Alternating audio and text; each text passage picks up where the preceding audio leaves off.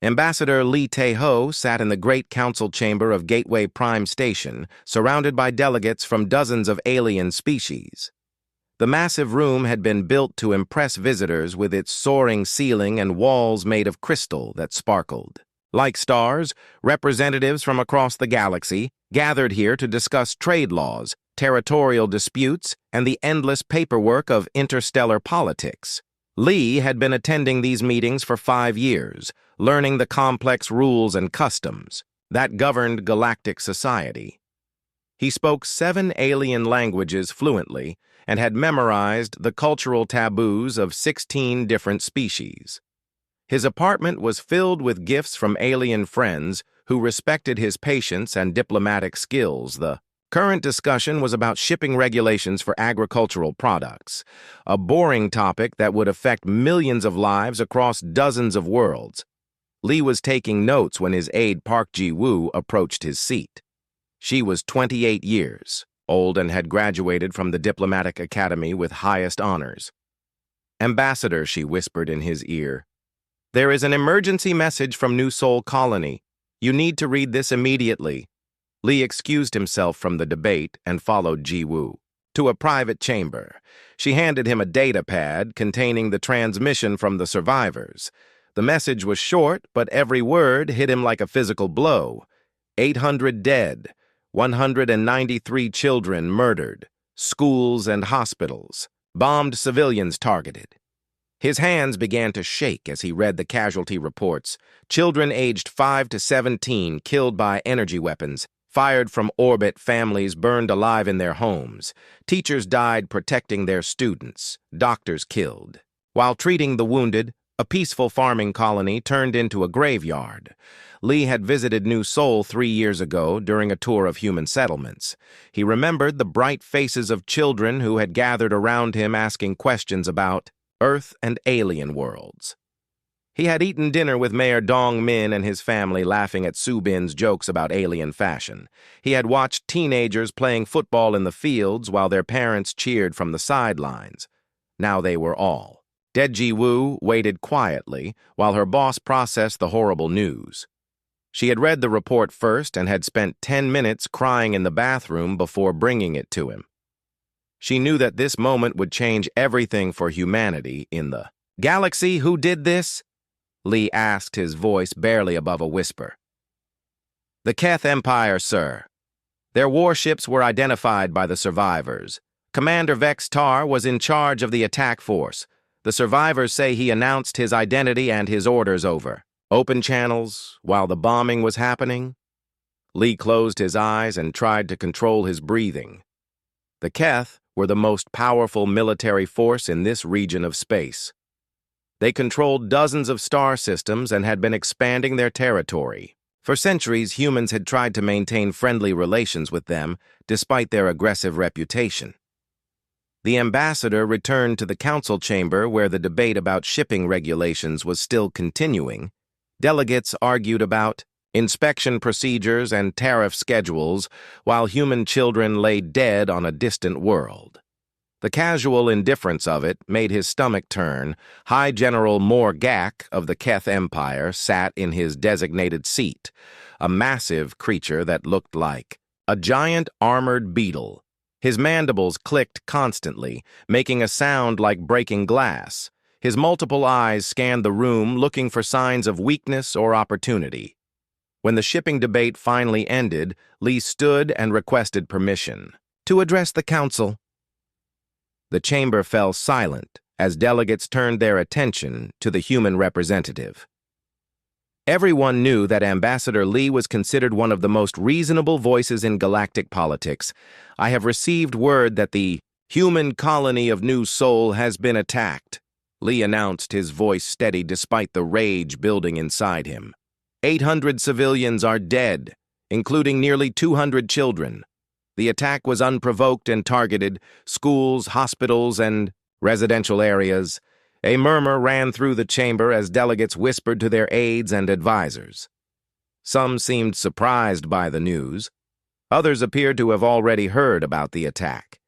Prime Speaker Keldara, a bird-like creature with brilliant feathers, called for order. "Ambassador Lee, she said in her melodious voice. "We are of course concerned about any loss of life. However, territorial disputes are common in frontier regions. Perhaps you could provide more context about the circumstances that led to this unfortunate incident." Unfortunate incident. Lee repeated the words with growing anger. These were not soldiers who died. These were farmers and teachers and children playing in their yards. The youngest victim was 5 years old high. General Morgok rose from his seat, his armor clanking against the metal chair. The human settlement was established in contested space without proper authorization. The Keth Empire filed official protests through appropriate channels, but received no response. "We took necessary action to maintain territorial integrity. Necessary action." Lee stared at the alien general, feeling his diplomatic training crumble away. "You call murdering children necessary action? The humans were warned about unauthorized expansion." Morgok replied, his voice showing no emotion. "They chose to ignore established protocols and international law. The consequences were predictable and avoidable." Other delegates began to nod in agreement. The shark-like void representative spoke up about the importance of following proper procedures. The crystalline architect delegate mentioned the need to respect territorial boundaries. Even the gentle whisper beings buzzed about maintaining stability in frontier regions. Lee looked around the chamber at beings he had considered friends and colleagues. These were the same aliens who had welcomed him to diplomatic parties, who had shared meals and stories, who had praised human art and culture. Now they sat in silence while a general bragged about murdering children. "You all knew this would happen," he said quietly. The chamber fell silent. "All of you knew, and none of you tried to stop it. Prime Speaker." Keldara ruffled her feathers nervously. "Ambassador Lee, you must understand the complexities of interstellar politics. The Keth Empire has legitimate security concerns about rapid human expansion into their traditional sphere of influence." Legitimate concerns. Lee felt something break inside his chest. They bombed a school full of children. What possible legitimate concern justifies that? The human spawn in contested territory represent future territorial claims. High General Morgok explained as if teaching a slow student, removing them prevents larger conflicts and establishes clear boundaries for future expansion. The chamber was completely silent now. Every delegate was staring at the Keth general who had just called human children spawn and admitted that their murder was intentional policy. Not one alien voice spoke up in protest. Not one delegate condemned the massacre. Lee reached into his jacket and pulled out a small quantum communicator. It was a direct link to Earth Military Command that he had carried for 5 years but never used. The device had been given to him as a last resort for extreme emergencies. Today qualified as extreme. "I came here believing in peace." He announced to the chamber, "I thought we could find our place in your galactic community through patience and understanding. I was wrong." He activated the communicator and spoke directly to Earth. "This is Ambassador Lee Tae-ho speaking to Earth Command on Emergency Frequency Alpha. I am requesting immediate withdrawal from the Galactic Council and authorization for total war against all member species." The alien delegates began to panic, rising from their seats and chattering in dozens of languages. Prime Speaker Keldara called for order, while her security guards moved toward the human ambassador. "Ambassador Lee, please. Reconsider," she called out. "We can discuss reparations, compensation, whatever you feel is appropriate." Lee continued speaking into the communicator. "The aliens have declared themselves our enemies through their silence and complicity in genocide. They want to see what humans do when our children are threatened. They are about to find out." High General Morgok laughed, a sound like grinding metal. "The humans have no significant military force. Your threats are meaningless. Small species often become emotional when faced with superior power." Lee looked directly at the Keth general and smiled for the first time since reading the casualty report. "You call our children spawn. You murder them to make a point. You think we are weak because we tried. To be peaceful, you are about to learn the difference between weakness and restraint." He closed the communicator and walked toward the exit of the chamber. Behind him, the alien delegates were arguing frantically about damage control and crisis management. They were worried about trade disruptions and political complications. None of them seemed to understand what they had just unleashed at the doorway. Lee turned back for one final statement. "The galaxy is about to discover what happens when you make humanity angry. What you have seen so far is not human nature. It was human civilization being polite. Now you will meet the species that conquered an entire planet before we learned to fly." The attack came when both suns hung low in the morning sky, casting long shadows across the peaceful fields of New Sol. Subin was working in Greenhouse 7 checking the tomato plants when the first dark shapes appeared overhead. She looked up through the transparent dome and saw something that made her heart stop. Massive alien warships hung in the purple sky, like black clouds blocking out the light. Their hulls were covered in strange armor that gleamed like beetle shells. Weapon. Ports opened along their sides, pointing down at the defenseless colony below. The ships were so large they seemed to cover half the sky. Subin dropped her basket of tomatoes and ran toward the main settlement. Her feet pounded on the dirt path as she screamed warnings to anyone who could hear. The purple-furred creatures that usually played near the greenhouses scattered in terror, sensing the danger that the humans had not yet understood in the school building. 200 children were starting their morning lessons. The youngest ones were learning to read while the older students studied mathematics and science. Their teacher, Park Min-jung, was writing on the blackboard when the first energy beam struck the building. The roof exploded. In a shower of stone and metal, the walls cracked and began to collapse as more beams hit the structure. Children screamed as debris fell around them. Some tried to run, but the doorways were blocked by fallen beams. Others huddled under their desks, crying for their parents. Commander Vex Tar of the Keth Empire watched the destruction from his flagship bridge. His species looked like giant armored beetles with razor-sharp mandibles and multiple eyes. His orders were clear. Make an example of these humans that would terrify them into abandoning their expansion into Keth space. The school was targeted first because Keth military doctrine was simple. Remove the young and you remove the future. Remove the future and you remove hope. The commander felt no emotion as he watched the building collapse. His species did not understand concepts like mercy or compassion. Hai Jin heard the explosions from the medical center and grabbed her emergency bag. She ran toward the school building as fast as her legs could carry her. Behind her, other adults were emerging from their homes and workplaces, staring in shock at the alien ships above.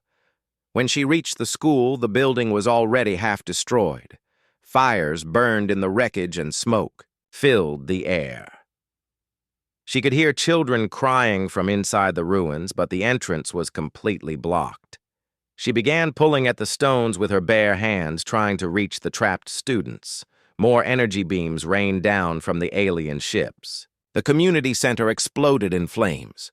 The market where people bought food and supplies was reduced to smoking rubble. The playground where children laughed just hours before became a crater filled with twisted metal. Mayor Dong-min saw his daughter running toward the burning school and tried to intercept her. But Subin was fast and desperate. Her younger cousins, Jin Ho and Min Soo, were inside that building. She had promised their parents she would look after them during the school day. Father. "I have to help them!" she screamed as she dodged around him.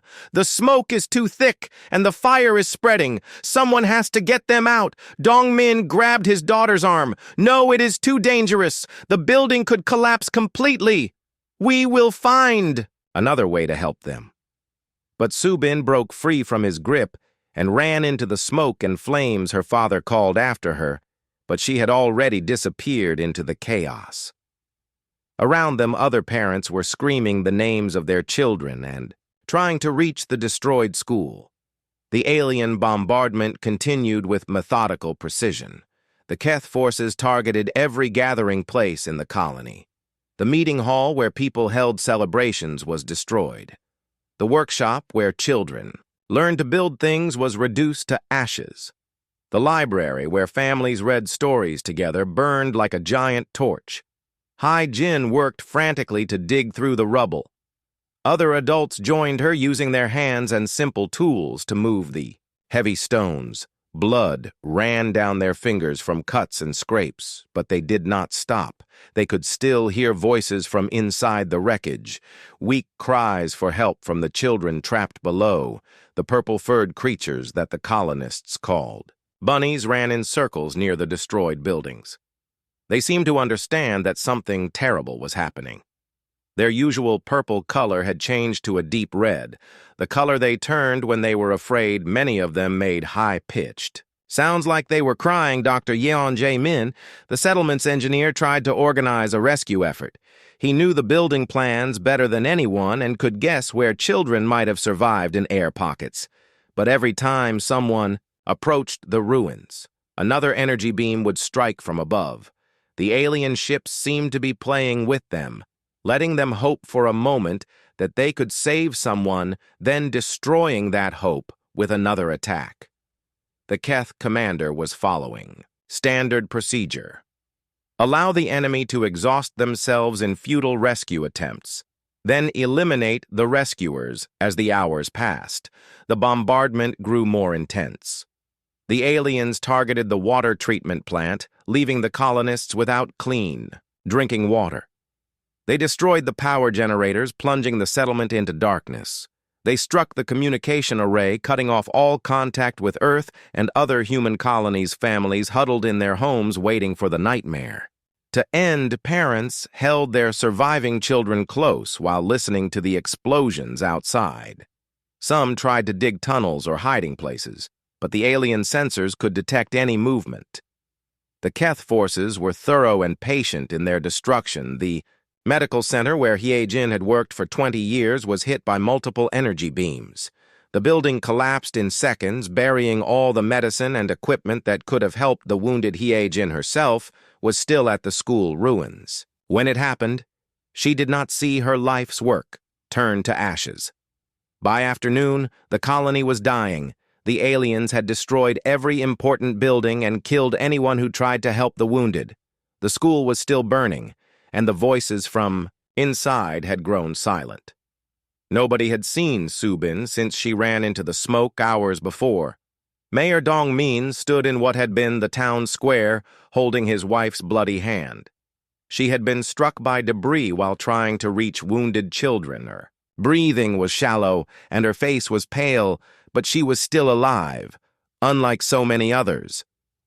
"Where is our daughter?" she whispered to her husband. "I cannot see her anywhere." Dong-min looked around at the destruction. His home was gone. His town was gone. His friends and neighbors lay dead in the streets. But worst of all, his child was missing somewhere in the burning ruins of the school building. The attack finally ended as the suns began to set. The alien ships withdrew as suddenly as they had appeared, leaving behind only death and destruction. The colony that had taken 20 years to build was reduced to smoking rubble in a single day. 800 colonists were dead, including 193 children under the age of 18. The school had been completely destroyed, and nobody trapped inside had survived. The playgrounds were craters. The greenhouses were melted glass. The dreams of 3,000 people had been turned to ashes. The few hundred survivors gathered in the ruins as darkness fell. They had no food, no water, no shelter, and no hope. Many were wounded, and all were in shock. They could not understand why this had happened to them. They had never hurt anyone, never threatened anyone, never done anything except try to build a peaceful life. Among the dead, they found Park Min-jung, the teacher who had died trying to protect her students. They found elderly Kim Halmoni, who had been tending her garden when the bombs fell. They found teenage Lee Hyun-woo, who had been fixing a broken fence when the energy beams struck, but they never found Subin. Her body was not among the dead in the school ruins. Her father searched through every piece of debris calling her name, but there was no answer. The girl who had dreamed of flying among the stars had vanished in the smoke and flames, as the alien suns disappeared behind the horizon. The survivors sent a desperate message to Earth using a hidden emergency transmitter. The transmission was weak and filled with static, but the words came through clearly across the vast distances of space. They killed our children. The message said, "They came from the sky and killed them all. The school is gone. The children are gone. Please, someone must make them pay for this. Please, someone must answer for what they have done to us." The message traveled through space at the speed of light, carrying with it the grief and rage of a broken people. It would reach Earth in 3 days, and when it did, the galaxy would learn. What happened when someone made the mistake of murdering human children? The morning sun rose slowly over New Sol Colony and painted the sky in shades of purple and gold.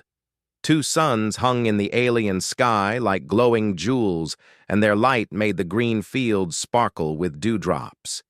The air smelled of fresh earth and growing plants mixed with the sweet scent of blooming flowers that grew wild near the settlement. Mayor Dong-min stood on his porch, watching the colonists begin their daily work. He was 52 years old with graying hair and kind eyes that crinkled. When he smiled, his hands were rough from years of farming, but gentle when he helped injured animals or upset children. He had been a teacher on Earth before coming to this distant world 20 years ago. Back then, he had taught mathematics to teenagers in Seoul. But now he taught something different. He taught people how to build a new life among the stars, how to grow crops in alien soil, how to live in harmony with strange creatures, how to create hope in a place far from home. His wife, Hae-jin, walked out of their house carrying 2 cups of hot tea. She was 48 years old with dark hair pulled back in a simple braid. Her medical bag hung from her shoulder because she was always ready to help someone in need.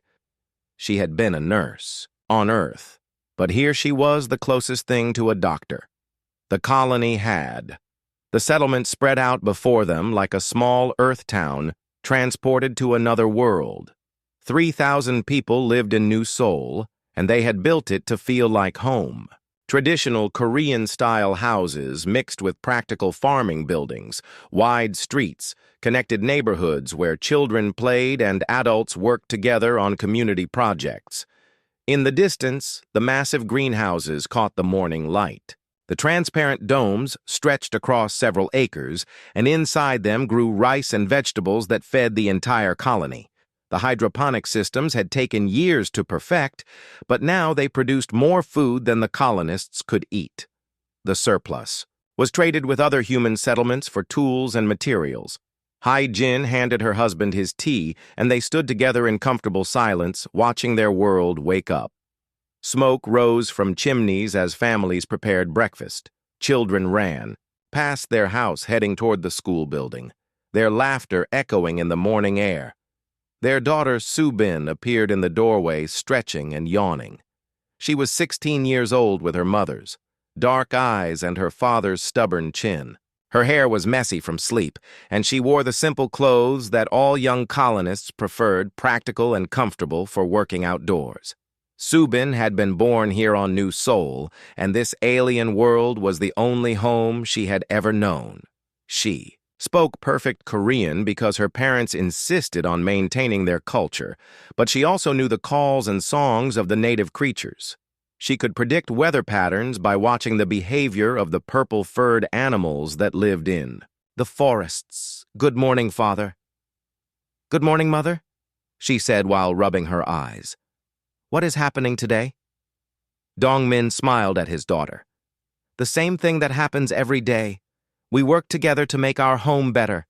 Today, the new irrigation System will be tested in Sector 7, and the children will plant seeds in the education garden. Subin nodded, but her mind was on other things. She wanted to become a pilot someday and explore the distant stars that sparkled in the night sky. Dreamed of visiting other worlds and meeting new species, but her parents wanted her to focus on practical skills like farming and medicine. The colony had been established by families seeking a simple life away from Earth's crowded cities. They wanted clean air, fresh food, and space for their children to grow up safely. Most of them had been farmers, teachers, or small business owners on Earth, people who valued community over wealth and peace over excitement. The native creatures of the planet were harmless and beautiful. Small rabbit-like animals with soft purple fur would come to the edge of the settlement each morning. The colonists called them bunnies, even though they had 6 legs and could change color when scared. The children loved to feed them scraps from breakfast and watch them hop around the fields. Bird-like creatures with rainbow feathers nested in the tall trees near the colony. They sang complex melodies that sounded almost like human music, and some colonists had learned to whistle back at them. The creatures seemed to enjoy these musical conversations and would gather in large groups to perform elaborate songs. The planet had seasons, but they were gentler than Earth's. The winters brought cool rain that helped the crops grow. The summers were warm but not too hot for outdoor work. The soil was rich and fertile, perfect for the crops the humans wanted to grow. There were no dangerous predators, no poisonous plants, no natural disasters that threatened the settlement life. Moved at a peaceful pace in New Seoul. People woke with the sunrise and worked until the afternoon heat became too strong. Then they rested in the shade, drinking cold water and talking with neighbors. Children attended school in the morning and helped with family tasks in the evening. Adults shared responsibilities, so no one worked too hard. The colonists had built a small medical center where Hyojin treated everything from broken bones to allergic reactions to alien pollen. She had learned to use local plants as medicine, and her treatments were often more effective than the synthetic drugs they imported from Earth. The building also served as a community center where people gathered for meetings and celebrations. The school was the pride of New Seoul, a beautiful building made of local stone with large windows that let in natural light. Children from age 5 to 17 learned together in mixed age groups, studying everything from basic reading to advanced engineering. The older students helped teach the younger ones, and everyone learned at their own pace. Subin was one of the oldest students, and she often helped the younger children with their lessons. She was patient and kind like her parents, but she also had dreams that reached beyond the boundaries of the colony. She wanted to see the galaxy and meet the alien species that humanity had recently made contact with. The Galactic Council was something the adults talked about in serious voices.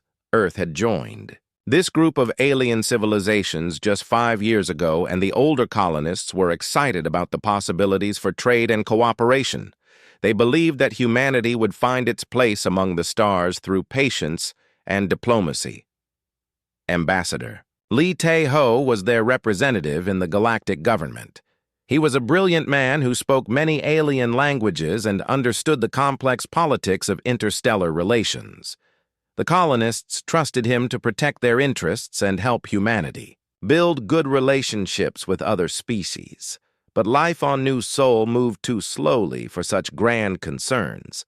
The colonists were more interested in the harvest festival they were planning for next month than in galactic politics.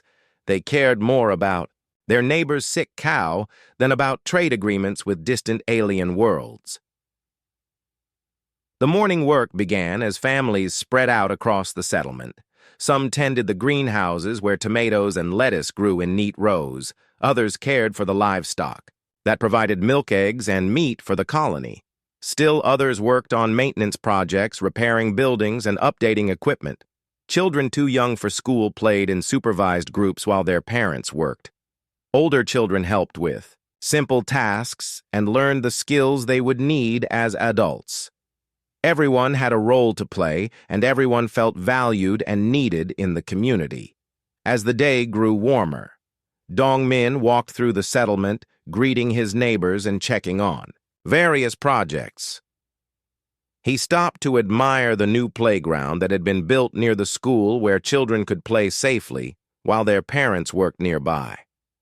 The colonists had created something beautiful on this distant world they had built, a community based on cooperation, respect, and shared values. They had proven that humans could live peacefully among the stars, creating homes that honored their heritage while embracing the possibilities of the future. None of them knew that their peaceful existence would soon be shattered by forces beyond their control. None of them suspected that their simple farming colony would become the center of a galactic war that would change the course of human history forever. For now they lived in blissful ignorance, working their fields, raising their children, and dreaming of a future filled with promise and hope. The message from Ambassador Lee reached Earth Command at exactly 3:15 in the morning. Seoul-time President Kim Soo-jin was awakened by her security chief, who handed her a classified report that would change human history forever. She read the words twice before the full meaning sank into her mind. Total war authorization requested, 193 children dead. Galactic Council complicit in genocide. The president immediately activated the emergency protocols that had been established when humanity first encountered alien civilizations. Within an hour, every military leader, scientist, and government official on Earth had received the same terrible news. The images from New Seoul were broadcast on every screen, showing the burned school and small bodies being pulled from rubble. President Kim had served in the military before entering politics. She understood that some situations could not be solved through negotiation or compromise. When someone murdered your children, there was only one appropriate response. They would learn why humans had conquered their own world through thousands of years of warfare. Admiral Cho Min-ho was summoned from his home outside Seoul to the underground command center, beneath the capital. He was 62 years old, with gray hair and scars on his hands from his days as a fighter pilot. He had been planning for this possibility since humans first made contact with alien species, Admiral, the president said as he entered the secure briefing room. I am giving you unlimited authority to prepare for war against every species in the Galactic Council. How long do you need to mobilize our forces? Cho studied the tactical displays showing human military assets across dozens of star systems. We have been ready for 5 years, Madam President. The question is not how long we need, but how much destruction you want to cause. The Admiral had spent his career studying alien weaknesses while diplomats talked about friendship and cooperation. Every trading post, every research station, every seemingly innocent human facility in alien space had secret military capabilities. Military engineers disguised as civilian contractors had been gathering intelligence for years, Dr. Yoon Hai-won was called from her laboratory at Seoul National University, where she had been studying alien biology under the cover of medical research.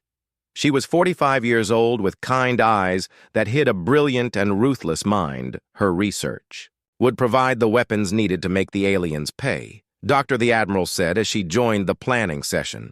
We need your biological weapons ready for deployment within 6 months. Can you deliver what we discussed in the contingency briefings, Dr. Yoon nodded grimly. The Keth respiratory system is vulnerable to engineered viruses that target their specific genetic markers. The void neural networks can be disrupted by tailored toxins. The other species have similar weaknesses that we can exploit. She had spent years collecting tissue samples and medical data from alien diplomats and visitors. Her research was funded as a program to help treat humans who had allergic reactions to alien environments, but the military applications had always been. The real goal, Captain Nam Hyun-woo, commanded the stealth ship Invisible, which had been testing alien sensor systems while pretending to be a simple cargo vessel. He was 38 years old, with the patient demeanor of someone who had spent years gathering secrets in enemy territory. Captain the Admiral asked, How many alien military installations can your ships reach without being detected? Nam consulted his classified star charts. We have mapped the locations and defensive capabilities of every major Keth base within 50 light years. Our stealth ships can penetrate their sensor networks and strike simultaneously before they know we are there. The industrial response was equally impressive. Factory worlds that had been producing farming equipment and mining tools received new production orders from Earth Command. Within weeks, manufacturing facilities were retooling to produce weapons and military equipment. Corporate executives who had been building interstellar trade relationships suddenly found themselves managing the largest military production program in human history. They threw themselves into the work with the same determination that had built human civilization across dozens of worlds. General Park So-young was placed in command of ground forces and given the responsibility of planning the occupation of alien worlds. She was 51 years old and had served in peacekeeping operations across human space before the galaxy became hostile. General, how many troops? Will you need to control the key systems? Admiral Cho asked. During a planning meeting, Park studied the population figures for alien worlds. We will not need many soldiers, sir. Once the aliens see what happens to the Keth Empire, the rest will surrender. Rather than face complete destruction, fear will do most of our work for us. The most important change was not military or industrial, but psychological. Humans had tried to be good neighbors in galactic society. They had followed alien rules respected, alien customs, and sought friendship through patient diplomacy. The massacre at New Sol changed that forever. Now they would show the galaxy what their species was really capable of. The same drive that had taken humans from caves to starships in mere millennia. The same determination that had survived ice ages and world wars and countless disasters. The same protective instinct that had allowed them to conquer an entire planet. Dr. Lee Sang-woo led the team developing new weapons technologies. At the secret facility hidden beneath the Korean mountains, he was 39 years old and had been designing theoretical weapon systems that no one expected to actually use. Dr. the Admiral said during a classified briefing, "I need weapons that will terrify the aliens into surrender. What can you give me?" Dr. Lee smiled coldly. We have been working on gravitational bombs that can crack the crust of a planet, quantum viruses that can destroy alien computer networks, sonic weapons that can shatter their crystal cities. The aliens wanted to see human technology, now they will experience it. The recruitment response was overwhelming. Young people across human space volunteered for military service faster than the academies could process. Them entire families donated their savings to the war effort. Civilian colonies contributed resources and expertise to support the military buildup. But the most powerful weapon was human unity. Every nation, every corporation, every settlement, from Earth to the farthest colony, worlds united behind a single cause, making the aliens pay for murdering human children. The massacre had accomplished the opposite of what the Keth intended. Instead of frightening humans into retreat, it had awakened. Something that the aliens did not understand. Human civilization had always been built on protecting the young, teaching the next generation, fighting to ensure that children would inherit a better world than their parents. The planning sessions continued. Around the clock, as military leaders prepared for the largest war in galactic history, supply lines were established. Weapon stockpiles were moved into position, intelligence networks were activated, diplomatic codes were changed to military frequencies. President Kim addressed the nation and all human colonies in a speech that was broadcast across dozens of worlds. "We did not choose this war," she said, "but we will finish it. The aliens thought they could terrorize us by murdering our children. They were wrong. They have awakened something they do not understand." The speech was translated into alien languages and transmitted to every world in the Galactic Council. It was not a declaration of war, but a promise of justice. It told the aliens exactly what was coming and gave them time to prepare for their destruction. 6 months after the massacre at New Seoul, the largest military force in human history was ready for deployment. Stealth ships moved into position around alien worlds, battle fleets, prepared for simultaneous strikes. Research facilities completed their biological weapons programs. The aliens had made a critical error in judgment. They assumed humans would respond like other civilized species, perhaps filing formal protests or withdrawing to their home systems to recover. They did not understand that humans were not like other species. Humans were the species that had survived on a planet where everything was trying to kill them. They were descended from ancestors who had faced ice ages, volcanic eruptions, asteroid impacts, and countless other disasters. They were evolved from predators who had fought their way to the top of their worlds. Food chain. Most importantly, they were the species that would burn down the entire galaxy before allowing another human child to be murdered. The aliens had wanted to make an example of New Seoul. Now humanity would make an example of them. The war was about to begin, and the galaxy was about to learn what happened when you made the mistake of threatening human children. The universe was a dangerous place filled with predators and prey. The aliens were about to discover which category humanity really belonged to. The first human strike came exactly 1 year after the massacre at New Seoul. Captain Nam Hyun-woo guided his stealth ship Invisible through the outer defenses of the Keth Military Academy on Morketh Prime. The massive facility had trained Keth officers for over 300 years and housed the Empire's most advanced warships. Nam had studied every detail of the Academy during his reconnaissance missions. He knew the patrol schedules, the sensor blind spots, the exact locations of the weapons, storage facilities, and the quarters where future Keth commanders slept in their armored beds. Tonight those commanders would never wake up. 12 human stealth ships materialized simultaneously around different Keth military worlds. Their advanced cloaking technology had been developed by studying alien sensor systems for 5 years. The ships were invisible until the moment they opened fire. The Academy died first. Precision missile strikes collapsed the main training halls where thousands of young Keth officers were attending morning lectures. The warship construction bays exploded in chains of fire that could be seen from orbit. Advanced fighters worth billions of credits became twisted metal in seconds. Nam watched through his viewing screen as the facility that had produced the killers of human children burned like a giant torch. He felt no satisfaction, only cold determination. This was justice, not revenge.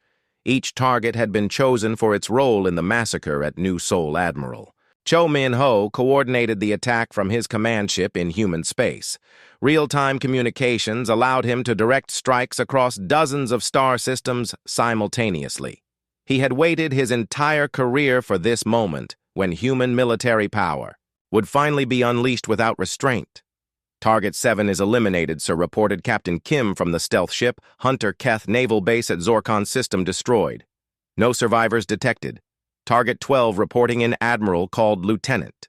Park from the Ghost Ship Orbital Weapons Platform eliminated Keth Defense Fleet destroyed command and control systems offline. One by one, the reports came in as human forces systematically destroyed the most important Keth military installations. The aliens had built their empire through superior firepower and ruthless expansion. Now they were learning that humans could be more ruthless when their children were threatened. High General Morgak was in his private quarters aboard the flagship, Dominator. When the human attack began, his ship was the pride of the Keth fleet, armed with enough weapons to destroy a small planet. The general had been reviewing reports about human agricultural production when the first missiles struck his vessel. The humans had studied his ship during diplomatic visits, taking detailed scans while pretending to admire Keth engineering. Now those scans guided armor-piercing warheads directly into the ship's most vulnerable points. The bridge where Morgak had ordered the attack on New Seoul exploded in a ball of superheated plasma Dr. Yunhei Wan's. Biological weapons were deployed simultaneously with the military strikes. Engineered viruses were released into the atmospheres of major Keth worlds targeting the aliens' specific genetic structure. The pathogens were invisible and unstoppable, spreading through air and water systems. The Keth immune system had evolved to handle the diseases of their homeworld, but had no defense against viruses designed by human genetic engineers. Within days, entire Keth cities were under quarantine as their population began dying from respiratory failure. The biological attack was not random or cruel. It was surgical and specific. Only Keth physiology was affected. Other alien species living on the same worlds remained completely healthy. The message was clear. Humanity could kill whoever it wanted whenever it wanted. The Galactic Council met in emergency session as reports poured in from across Keth space. Prime Speaker Keldara called for immediate negotiations while her security forces went to maximum alert. The elegant council chamber that had ignored human pleas for justice now buzzed with panic and fear. The humans have declared war on civilization. Itself announced the Void Delegate. His shark-like features twisted in anger. They are using biological weapons against civilian populations. This cannot be allowed to continue. Ambassador Lee was still present at the council station, but now he wore a military uniform instead of diplomatic robes. His aide Ji Woo had been replaced by a team of human marines who made no effort to hide their weapons. You had your chance for civilization, Lee replied calmly. You chose to support child killers instead. Now you face the consequences of that choice.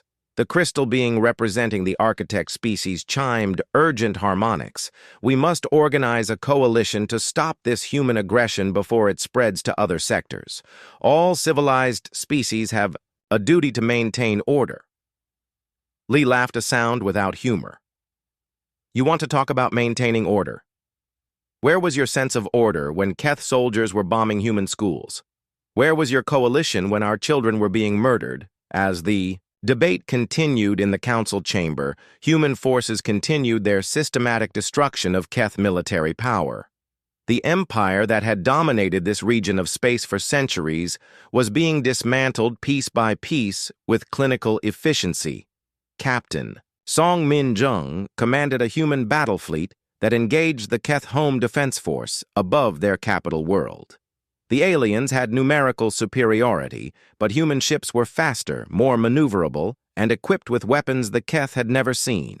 Before the enemy flagship is breaking apart, Captain Song reported to Admiral Cho as plasma beams cut through Keth armor. Remaining hostile vessels are attempting to retreat. Permission to pursue and destroy granted, Admiral Cho replied. No Keth military vessel survives today. Send them to join the children they murdered. The battle above the Keth homeworld was broadcast across the galaxy, showing alien viewers what happened when you made humans angry. Keth dreadnoughts that had terrorized other species for decades were reduced to debris fields and minutes ground forces led by General Park. So Young landed on conquered Keth worlds to establish human control. The aliens offered little resistance, having seen what happened to their military. Their survival instinct finally overcame their aggression as they realized they were facing extinction.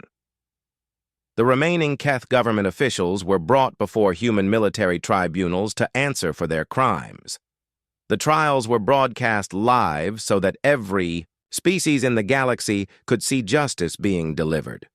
Former high generals who had bragged about murdering human spawn now begged for mercy. General Tekvar, who had commanded the orbital bombardment of New Seoul, was executed by firing squad on the ruins of the human school. His last words were a plea for his own children to be spared. Human forces granted that request, proving they were more merciful than their enemies. Within 6 months, the Keth Empire ceased to exist as a political entity. Their worlds became human colonies. Their surviving population worked under human supervision to rebuild what they had destroyed. Their military was completely eliminated, and their leaders were either dead or imprisoned. The other Galactic Council species watched in terror as the most powerful empire in their region was destroyed with apparent ease. Human fleets appeared in their space, conducting reconnaissance missions and mapping defense installations. The message was clear. You could be next. The Void Empire began withdrawing their hunting fleets to defensive positions around their core worlds. The Architect species started broadcasting messages of peace and friendship toward human space. The Whisper beings offered to pay reparations for their silence during the massacre. But the humans were not interested in peace talks or reparations. They had learned that the galaxy was full of predators who respected only strength. The time for diplomacy was over. The age of human dominance had begun. President Kim addressed the surviving alien governments in a broadcast that was translated into hundreds of languages. You had centuries to build a civilized galaxy. Instead, you created a system where the strong prey upon the weak, where soldiers can murder children without consequences. The broadcast continued with footage from New Sol, showing the burned school and the memorial garden that had been built where it once stood. Now you will live under human law, human justice, human protection. You will learn what civilization really means. Human colonies throughout the galaxy received reinforcements and advanced defense systems. No alien species would ever again be able to threaten human children.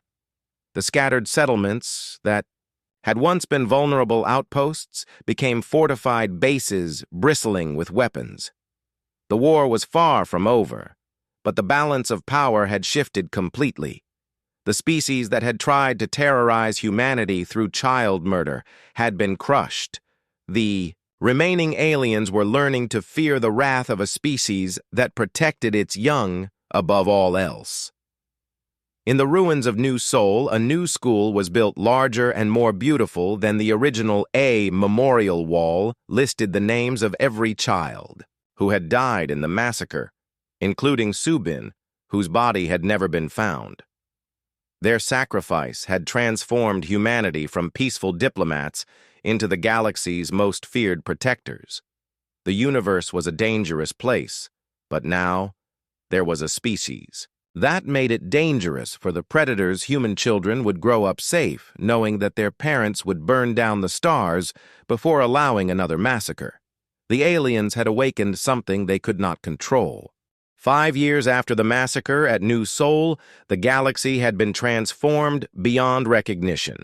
The elegant council chamber where aliens once debated trade regulations now served as a human military courthouse. High Commissioner Lee Tae-ho sat where Prime Speaker Keldara had once ruled, listening to the final war crimes trials. The ornate decorations had been replaced with simple human aesthetics. Clean lines, functional beauty, and holographic memorials showing the faces of the 193 children who had died to bring about this new order.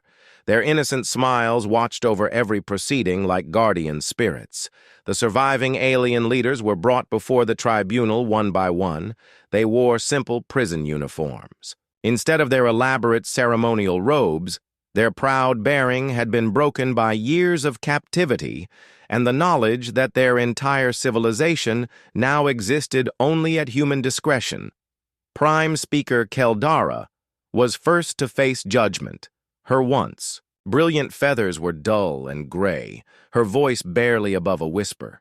She had aged decades in just 5 years under the weight of her guilt and terror. The bird-like alien who had once commanded respect across the galaxy now trembled before human.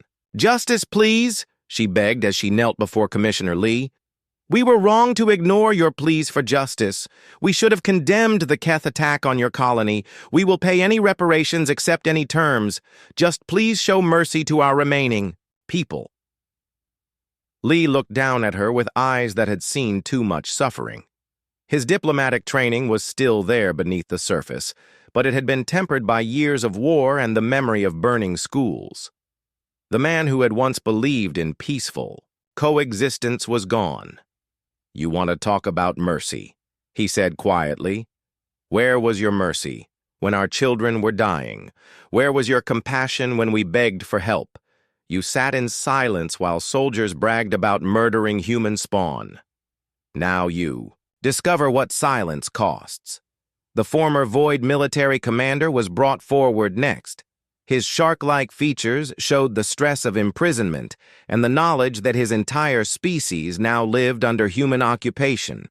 He had once boasted about the hunting fleets that terrorized weaker civilizations. "Your Honor," the Void commander said in broken human language, "my people offer complete surrender. We will follow all human laws, accept all human authority. Our hunting fleets have been dismantled, our weapons destroyed. We pose no threat to anyone." Commissioner Lee consulted his files. The